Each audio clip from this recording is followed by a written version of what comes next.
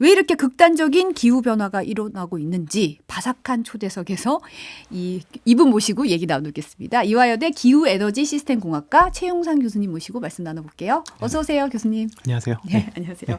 네, 저희가 바로 여쭤볼게요. 이게 최근 몇 년간 이 이상 기후가 그냥 말이 아니라 그냥 피부로 느끼고 있는 것 같아요. 날씨 너무 좀 이상해. 뭔가 지구가 정말 아픈 것 같아. 이런 얘기도 나오고 있고 올해 또 유독 심하다는 생각이 좀 드는데 물폭탄이다. 뭐 기상청에서 극한 호우 현상이다. 예전에는 이렇게 뭐 이상 기후가 막 다가왔던 것 같지 않거든요. 왜 이런 걸까요? 일단 느끼시는 대로 특히 올해가 지금 집중호우가 좀 심했던 것 같고요. 작년에도 좀 있었고.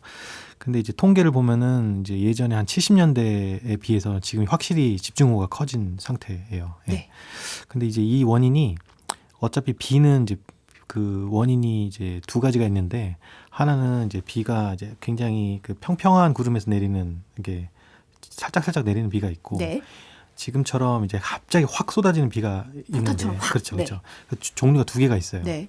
근데 지금 내리는 비는 이렇게 갑자기 이제 솟구치는 그런 이제 정란운이라고 하거든요. 우리가 네. 이게 썬더스톰이라고 그래요. 이제 영어로는 그 정란운에서 내리는 비들이거든요. 근데 이 정란운이 그냥 어디에 어떻게 생길지는 몰라요. 그냥 한두 시간 안에 확 생겼다가 확 사라지고 비 내리고 끝나고. 그래서 국지적으로 집중호우가 집중됐다가 그렇죠. 또 사라지고 이렇게 되는 거군요. 그렇죠. 그래서 국지성 호우라고도 하는데 네. 이런 정란운들이 최근 들어서 많이 발생하고 있고 그리고 이제 또 올해 또 한 자리에 또 머물러 가지고 상당히 홍수를 야기하고 있습니다. 근데 또 일부에서는 이제 장마라는 말이 좀 맞지 않다. 뭐 우기 아니냐. 뭐 우리도 동남아처럼 스콜 오는 거 아니냐. 왜냐하면 싹 내렸다가 또 싹 사라지고 하니까 뭐 이런 얘기 나오고 있고 이게 어떻게 봐야 돼요? 이게 맞는 말인가요? 장마는 이제 옛날 얘기다. 한국에서 사라졌다. 이런 얘기 나오고 있던데요. 그러니까 이제 한 몇백 년 동안 썼던 그 장마라는 용어가 이제 우기로 이제 바뀔 만큼 용어를 변경하자는 얘기가 나올 만큼 그만큼 이제 우리가 느끼기에는 이 현상이 지금 막 달라지고 있는 거거든요. 실제로 이제 장마의 시작과 종료 이런 것들 기상청에서 전선의 형태나 이런 걸 구분해 왔는데 이런 게 조금 사라지고 있고 네. 장마의 기간도 이렇게 자꾸 땡겨지고 있고 그 다음에 장마가 이제 장마 사이가 또 있는데요. 장마 1차 장마 있고 2차 장마도 있어요. 네. 근데 그 사이에 이제 집중호우가 더 많이 내리면서 이제 전체적으로 비가 내리는 그런 여름이 된 거죠. 네. 그러다 보니까 이제 장마와 우기가 이제 좀 헷갈려 있는 상황이고 어쨌든 우리가 변화를 느끼고 있기 때문에 이건 좀 심각하게 봐야 될 것 같습니다. 그러면 이제 이런 변화를 자연스럽게 받아들여야 되나요? 이걸 이상으로 봐야 되는지 이제는 이제 이 기후가 정말 변하고 있구나라고 받아들여야 되는지 그것도 좀 궁금한데요. 일단 이상하다는 거는 이제 예전에 비해서는 이제 완전 달라졌다 이건데요. 지금 이런 형태는 한 80년대부터 계속 된 것 같아요. 그 전에는 또 그렇지는 않았어요. 그러니까 80년대 때 쭉 지나 보니까 벌써 한 40년 됐잖아요. 네. 그러면 사실은 이상한 게 아니라 이상한 게 이제 정상이 되고 그 소위 요즘 말로 뉴 노멀이라고 하는 그런 말을 쓰는 것처럼 네. 그래서 이제 이걸 이상하기 때문에 가끔씩 오겠다 이렇게 생각하지 마시고 이제 매년 반복된다 생각하고 사실은 철저하게 대비해야 되는 게 맞는 것 같습니다. 이제 대비를 해야 되는 단계지. 이게 이상하다. 올해만 이러고 내년에는 예전처럼 그렇게 되겠지라고 하기에는 이제 천천히 그런 식으로 옮겨가고 있다. 그렇죠. 그러면 앞으로 한반도의 빗줄기가 훨씬 더 세지고 비도 자주 올 수 있다고 이런 얘기가 나오고 있던데 그게 정말인가요? 그렇죠. 이제 과거에 비해서는 지금 우리가 통계를 보면은 한 수십 년에서 한 100년 통계까지도 있어요. 네. 근데 그 전체 강수량은 크게 변하지 않았어요. 우리나라 연평균 강수량은. 연평균 강수량은. 네. 근데 신기하게도 강한 비의 가 오는 날짜는 급격하게 좀 증가를 한 거예요. 그러니까 그다음에 이제 전체 강수 일수는 조금씩 줄어들었어요. 그러니까 이 얘기는 종합하면 센 비가 굉장히 이제 더 많아지고 이제 약한 비는 줄어들고 그러니까 한번 오면은 강하게 그리고 온다 이렇게 점점 더 온다 이렇게 볼 수 있거든요. 보슬보슬 내리던 비는 줄어들고 그렇죠. 그냥 세게 팍 퍼붓는 비는 짧고 굵게 확 퍼붓다가 간다. 이렇게 그렇죠. 봐야 되는 건가요? 그렇죠. 그러면? 아. 그러니까 아까 말씀드렸던 것처럼 이게 구름이 확 발달하면서 정남이 발달하면서 비 확 내리고 이제 가는데 그런 것들이 이제 더 잦아지는 거잖아요. 네.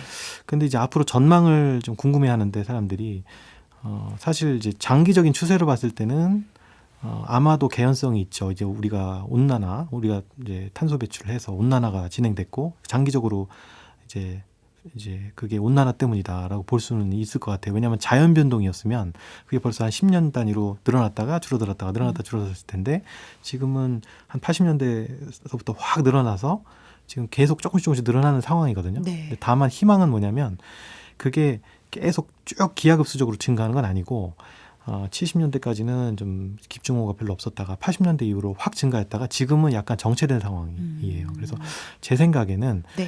어느 정도 한계는 있는 것 같아요. 계속 증가하지는 않을 것 같고 계속 이런 상태로 조금씩 증가하는 정도. 그래서 어떻게 보면 자연이 어느 정도는 자연도 그 적응하고 있는 것 같은 생각은 좀 듭니다. 네. 근데 이제 물폭탄 같은 강수량을 두고 이제 수증기 잔뜩 머금은 이 공기가 대기에서 이제 커다란 규모로 이동하는 그걸 뭐 대기의 강이라고 부르더라고요. 이제 요 현상이 우리나라에 지금 나타나는 이유는 뭘까요? 그 작년에도 있었거든요. 네. 작년에도 우리나라에 걸쳐져 있었고 우리나라에 지금 올해도 있었고 그래서 한 2번 정도 연속으로 돼서 더 크게 느끼는 건데 그 대기의 강은 정해진 강의 그 줄기는 없잖아요. 그렇죠. 실제 강은 줄기가 있지만 줄기가 있지만 이거는 뭐 하늘에 그래서 떠 이제 있는 변화해요. 이제 하나의 네. 변화니까. 맞아요. 그러니까 이제 우리나라에 안 걸치면 일본에 걸친다든가 중국에 걸친다든가 하겠는데 네.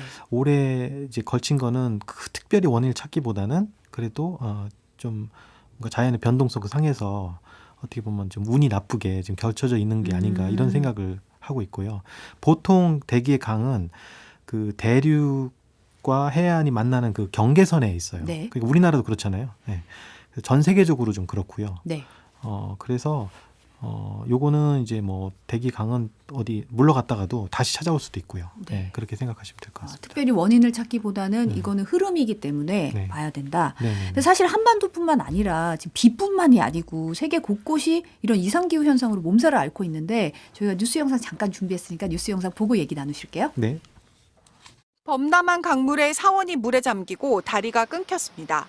남성들 여러 명이 달려들어 물에 잠긴 차를 꺼내기 위해 안간힘을 씁니다. 수일째 몬순 폭우가 이어진 인도 북부 지역에는 뉴델리 야무나강 범람으로 45년 만에 최악의 홍수가 발생했습니다. 50 साल से मैं घाट पे आता हूँ मैंने नहीं देखा था पानी कभी भी जिंदगी में एक बार 78 में 전국 곳곳에 폭우 경보가 발령되고 2만여 명이 피난길에 올랐는데 인도 내무부는 올해 6월 시작된 몬순 기간에 인도 전역에서 지금까지 비 관련 사고로 620명이 넘게 숨졌다고 밝혔습니다. 반면 유럽에서는 낮 기온이 40도를 훌쩍 넘는 폭염 현상이 심해지고 있습니다. 이탈리아 로마에서는 폭염으로 기절하는 시민과 관광객이 속출하자 지난 주말부터 16개 도시에 적색경보를 발령했습니다. It's really terrible. Like we're used to like the hot in Rome, but not this hot. I feel like this year it's been hotter than usual. 그리스 아테네는 최고 기온이 40도를 넘자 14일부터 유적지인 아크로폴리스에 오후 시간대 관광객 출입을 금지했습니다. 미국은 지난달 텍사스, 플로리다주 등에서 시작한 폭염이 서부로 퍼지고 있는데 이미 최소 34개 지역이 역대 최고 기온을 경신했으며 남서부를 중심으로 섭씨 40도에서 50도대 폭염이 이번 주까지 이어질 것이라는 전망이 나오고 있습니다. 네. 미국 기상청이 이런 얘기를 했어요. 오늘 더울 것이라고 표현하는 방법이 다 떨어졌다. 이럴 정도로 폭염이 너무 계속되니까 이런 얘기가 나오고 있는데 이런 극단적인 이상기후의 원인이 뭘까요? 어떻게 봐야 되죠? 네. 그러니까 아까도 말씀드렸지만은 이제 사람들이 자꾸 이게 증가한다는 걸 느끼고 네. 있듯이 역시 과학적인 이제 분석을 통해서 이제 해보면 이게 이렇게 증가했다가 감소했다가 이렇게 자연적으로 발생하는 것 같지는 않고 점점 이제 증가하기 때문에 네. 이게 아무래도 온난화, 그러니까 우리가 좀 이렇게 만든 온난화가 아니냐 이런 주장들을 계속 만들고 이제 하고 있고요. 네. 일단 아까 자료 화면을 보니까 뭐 인도 같은 경우는 이제 거기는 이제 지금 어떻게 일어나고 있냐면 역시 우리나라 마찬가지로 그 강수가 굉장히 이제 균일했다가 그러니까 규칙적으로 일어났다가 되게 불규칙하게 불균질한 그 표면에서 막 일어나고 있고 네. 그다음에 이제 반대로 유럽은 폭염이 요즘에 또 극성인 거예요. 근데 이제 맞아요. 폭염은 이제 강수와 반대예요. 사실 비가 내리면 시원한데 네. 비가 안 내리는 거고 또 가물고 가물다 보면은 이제 열이 있는 공기가 와서 온도가 급격히 확 올라가잖아요. 우리나라 사막처럼. 네. 그래서 그런 막 50도까지 올라가는 그런 것들이 보면은 이제 어떤 지역은 비가 막 몰리고 집중되고 어떤 지역은 또 비가 반대로 또 안 오고. 예. 전체적으로 이제 물의 사이클은 어떻게 보면 물의 양은 똑같지만 그래서 그런 이제 지역적인 격차 이런 게 좀 더 심해졌다 이렇게 보여집니다. 네. 근데 이제 엘니뇨 현상 얘기가 나오는데 엘니뇨 현상이 이 이상 기후를 몰고 온다는 얘기가 있는데 이 엘니뇨 현상의 특징이 또 뭘까요? 그러면? 엘니뇨는 사실 자연 변동입니다. 네. 아까 말씀드린 것처럼 이렇게 주기적으로 반복되는데요. 사실 엘니뇨의 반대는 라니냐고요. 네.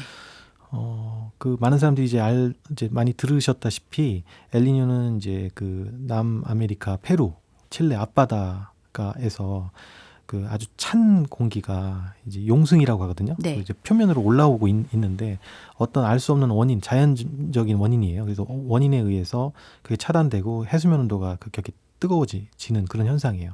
근데 그게 얼마나 큰 영향을 주냐면 전지구 온도를 0.2도 정도 올려요. 0.2도면 많이 올리는 겁니다. 그렇죠. 네. 전지구 온도를.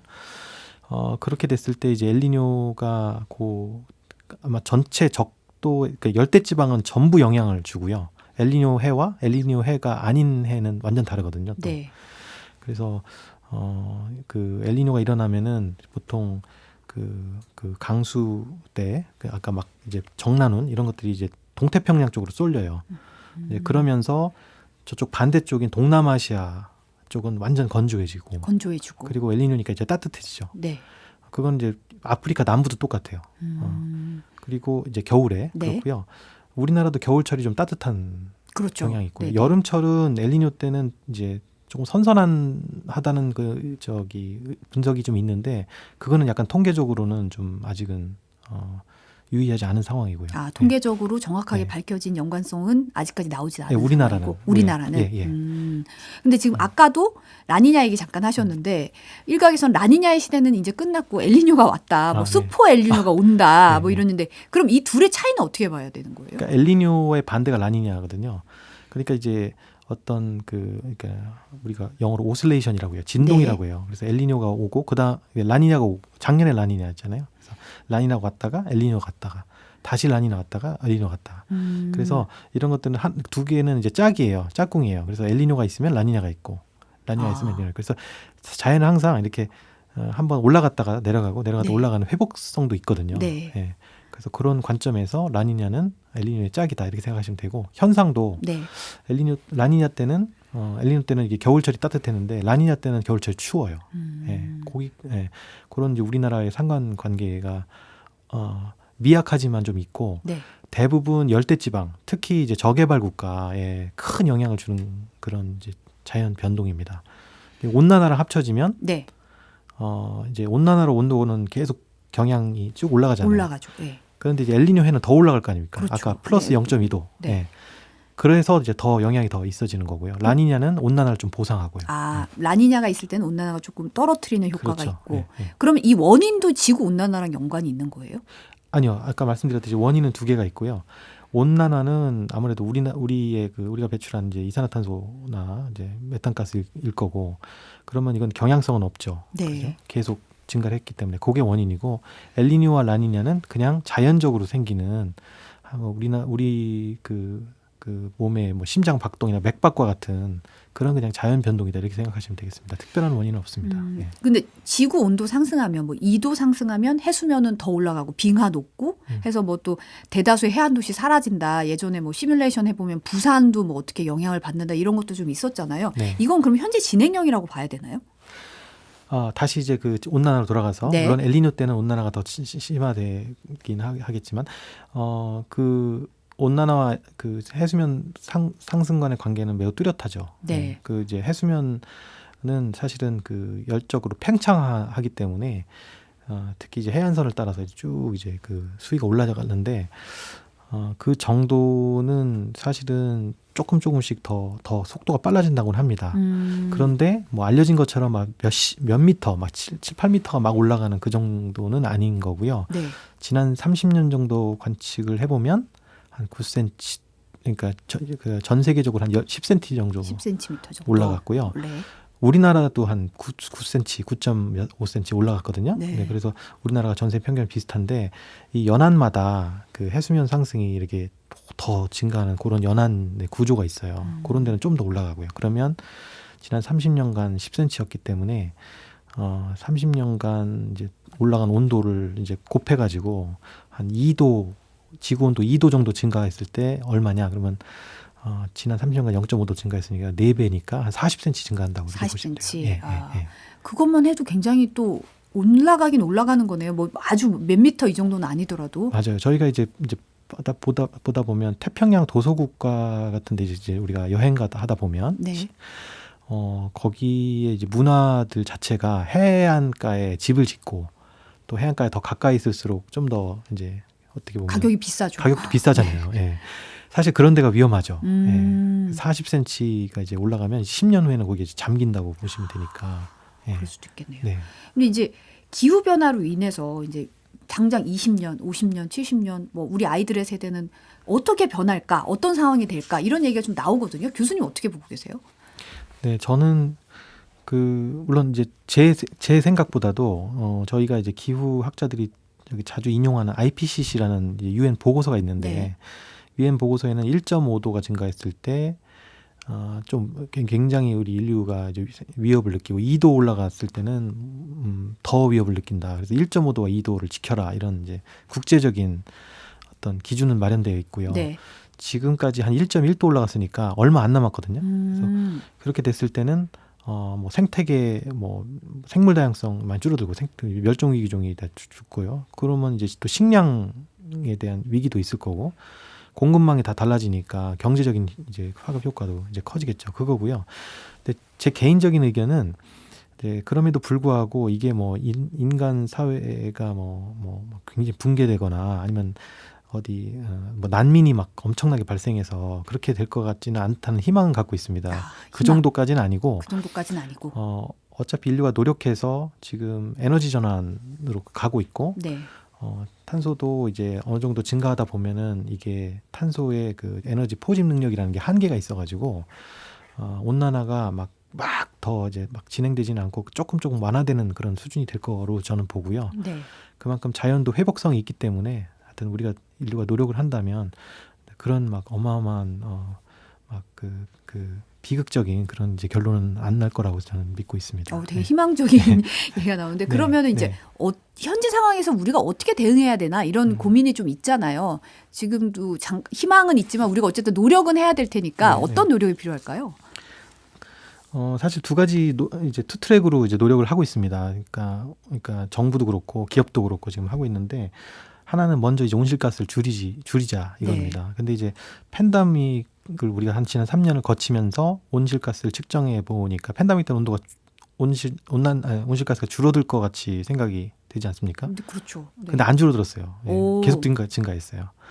왜 그렇죠? 그거는? 그러니까 아무리 아꼈어도 네. 그런 물건을 만들고 이제 처리하는 그 과정에서 드는 에너지가 전부 다 석탄을 쓰기 때문에 그래서 인류가 그러니까 근본적으로 이거를 온실가스 줄이려면 에너지 생산 그에 대한 구조를 완전 전환해야 되겠다. 그러니까 신재생 에너지를 바꿔야죠. 아예 구조를 바꿔야 된다. 네. 지금의 기존 시스템으로는 그렇죠. 이거는 화석연료에 줄이기 힘들다. 의존해서 에너지를 만들었던 것을 에너지를 전환을 해가지고 신재생 에너지를 써서 에너지를 만들자. 그거로 지금 가서 지금 우리나라도 그렇고 전 세계적으로 재생 에너지가 더 커지고 있고 기업들도 아리백을 선언해서 지금 네. 실천하려고 하고요. 그게 이제 첫 번째 노력이고요. 네. 투 트랙 중에 그 다음에 이제 또 다른 진짜 더 중요한 노력은 뭐냐면 사실은 변화하는 기후를 받아들이고 아까 이상 기후가 이제 정상 기후가 뉴노멀로 가고 있다고 새로운 하는데 기준이 돼야 된다. 그거를 이제 우리가 받아들이고 적응을 해야 됩니다. 예.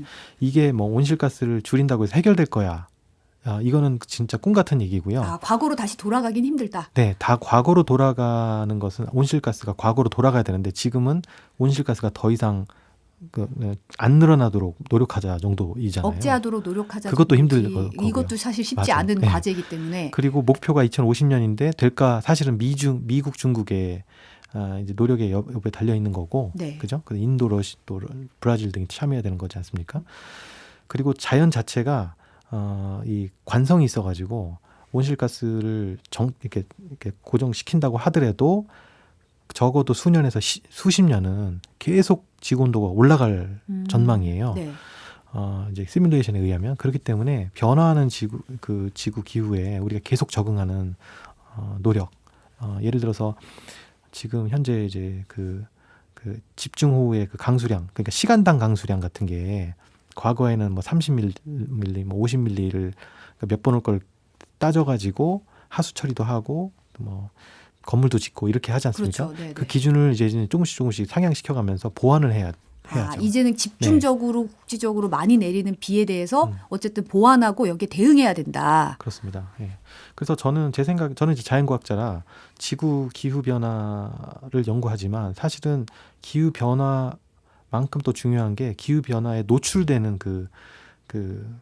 양, 그러니까 우리가 노출 계수라고 하거든요. 네. 사실 예를 들자면 뭐 하천 옆에 뭐 단지를 조성한다든가 뭐 공장지대가 있다든가 이번에 지금 참산한 뭐 지하 차도가 있다든가 사실은 범람할 걸 그런 설비가 그런 그 시설이 없었으면 아예 그런 비극이 없는데 우리가 이거를 이제 개발을 자꾸 하고 또 산도 사실 우리가 또 이용을 하죠. 많이 그렇죠. 개발하죠. 네, 맞아요. 그러면서 이제 기후 변화에 노출되는 우리가 그 면적이나 강도 이런 게 점점 커지고 있어요.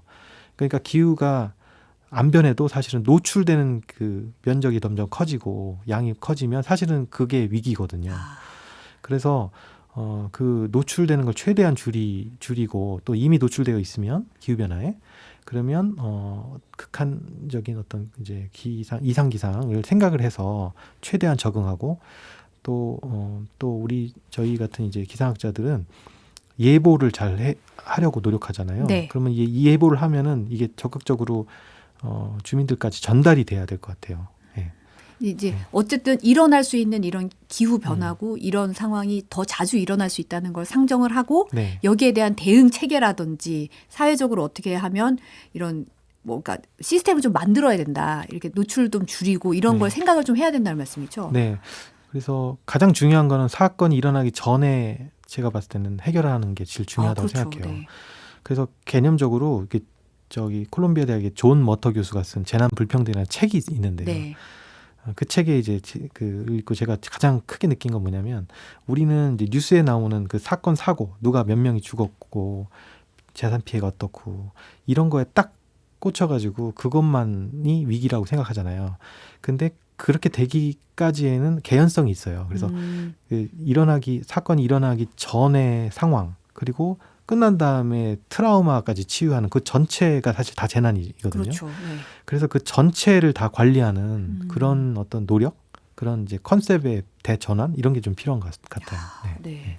어떻게 보면은 이런 리스크를 기후 변화에 따른 여러 가지 전에는 생각하지 못했던 리스크들에 대해서 우리가 어떻게 관리하고 또 어떻게 좀 대응할지 좀 생각을 해보는 거 이게 좀 중요한 면이 있겠네요. 네, 맞습니다. 네, 오늘은 그러면 최근에 기후 리스크라는 말이 좀 나오더라고요. 기업들도 사실 이런 거 관리하는 추세라고 하던데. 네, 맞습니다. 2021년인가 그 텍사스 한파로 이제 석유 그 공급망이 끊어졌죠. 네. 그래서 이제 전 세계에서 아마 공급망이 이제 끊어지다 보니까 아마 굉장한 피해가 있었던 것 같아요. 이제 그것도 그렇고요. 그 다음에 이제 뭐 우리나라도 마찬가지죠. 지난해 이제 포스코 물난리 이런 것 때문에 이제 기업들이 기후에 그러니까 다른 리스크도 많죠.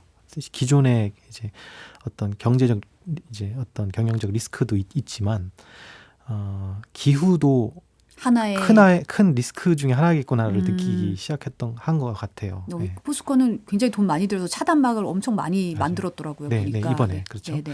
그래서 이런 대비를 하는 건 당연한 사실 이제 그런 현상들을 보게 된 기업들이 당연하게 생각해야 되는 거고 얼마만큼의 예비비를 마련해야 되는지 어떤 대비를 해야 되는지에 대한 기업 자체가 시스템을 갖기를 원하는 것 같아요. 예. 그래서 이제 최근에 뭐 주요 기업들 이제 한 열 몇 개 회사들이 이제 보면 적극적으로 기후 리스크 관리 시스템을 이제 도입을 해서 그 관리 시스템을 내재화하고 그걸 통해서 이제 리스크를 적극적으로 관리해 나가려는 그런 노력들을 좀 기울이고 있습니다. 네. 근데 사회적으로 보면 일어나지 않는 일에 대해서 우리가 비용을 좀 아끼는 측면이 있어요. 보안도 그렇고 이렇게 보면 일어나면 굉장히 큰 사고인데 일어나지 않게 대비하는 거에 대해서 좀 이건 지금 당장 급한 거 아니지 않아라고 생각하는 측면이 있는데 앞으로 다가올 거 이제 적응해야 된다고 하시니까 좀 그런 부분에서도 좀 고민이 필요한 대목이네요. 네, 맞습니다. 네. 네, 오늘 말씀 여기까지 듣겠습니다. 오늘 감사합니다, 교수님. 감사합니다. 네.